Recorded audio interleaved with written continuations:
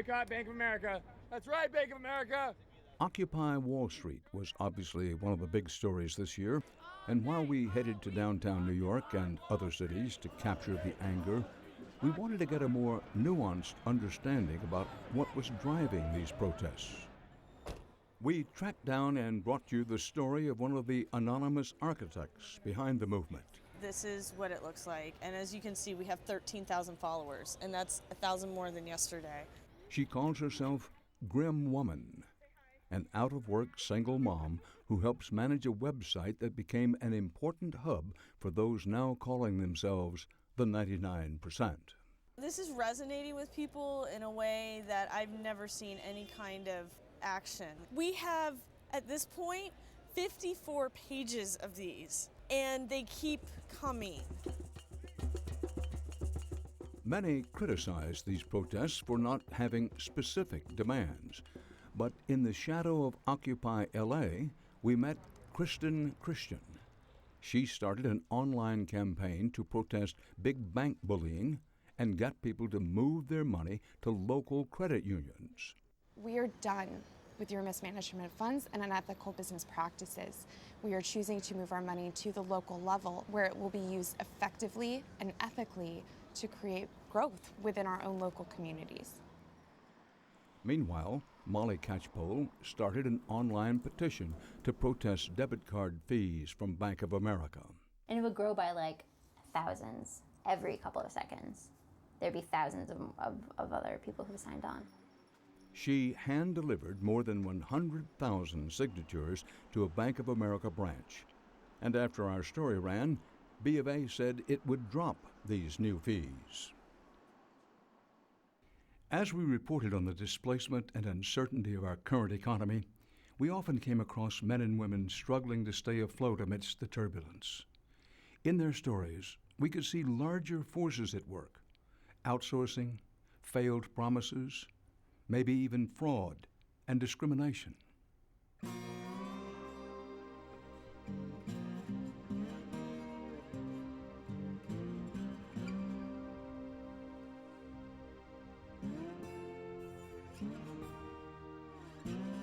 I saw the pattern all my formative years of working there. I had saw the sex discrimination in promotion practically since I started working there.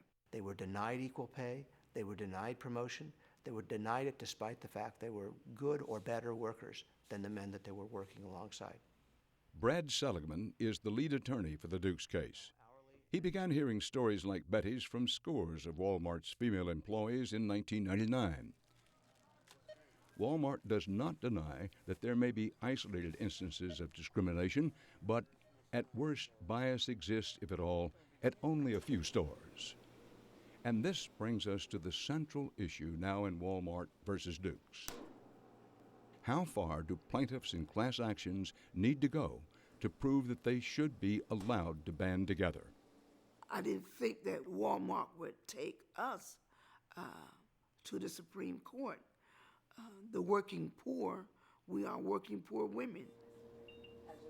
How do I survive that, making minimum wage against a multi-billion-dollar company? Walmart is like a Goliath, but I do not fear Goliath by any stretch of the imagination.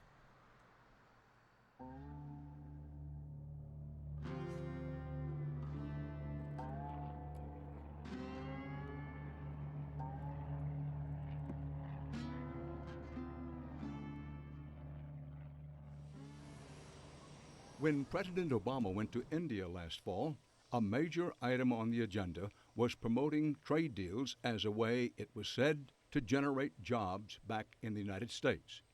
He was accompanied by Jim McNerney, Jr., chair of the President's Export Council and the chief executive of Boeing. Today, I'm pleased to welcome India's preliminary agreement to purchase 10 C-17 cargo planes, which will enhance Indian capabilities and support 22,000 jobs back in the United States. It was billed as a good news story. The C-17 deal, according to a White House press release, would support Boeing's C-17 production facility in Long Beach, California, for an entire year. In Long Beach, The news of the big win in India brought a collective sigh of relief. The plant was saved, at least for now. When they say they sell 10 planes, you figure, okay, that's one more year's work that we're going to get. But Boeing workers like Ken Lindstrom say the relief quickly gave way to fury. A few weeks later, the company announced it would be cutting 150 union jobs and giving the work to a local non-union company. You know, while McNerney's over in India with President Obama talking about saving and creating jobs, we're being told back home, by the way, your job's going away. We're going to outsource it to somebody else. That's tough to swallow.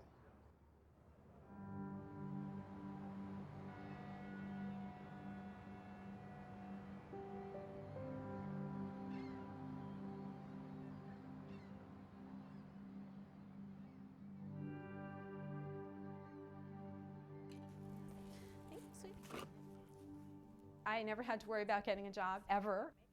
I could get a job in 5 minutes. People were calling me all the time. The world was my oyster. And there was never, ever a problem finding work. It changed in January 2009 when I was laid off from my job at Microsoft. I was, for the most part, the most senior person on my team. And I was the only person laid off from the team. And 3 of the people that I worked with had been in the United States less than a year.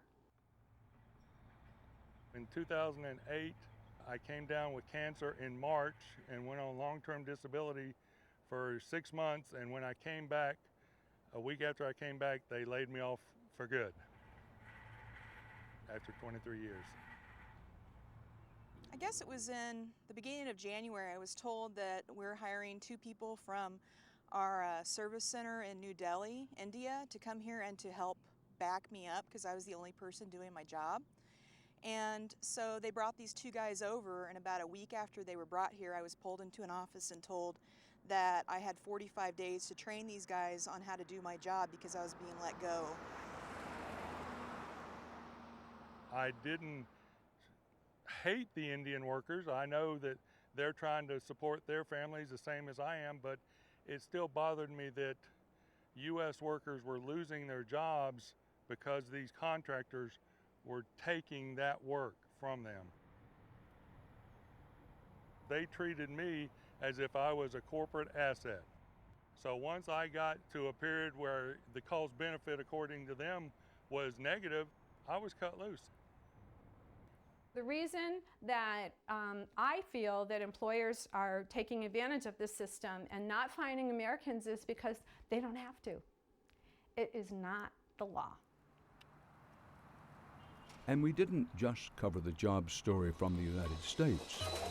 We went to India to look at the booming outsourcing centers. And we met the man who pioneered overseas call centers. In Brazil, we profiled a city that is welcoming back Brazilians who went to the United States to work but are coming home now after the jobs dried up. And many are finding their economic prospects are actually better in Brazil's exploding economy. This year has been a busy news year, but sometimes we like to take a step back from the headlines for special reports that consider the world with a broader historical sweep. We will bring you 3 of these in depth when we return.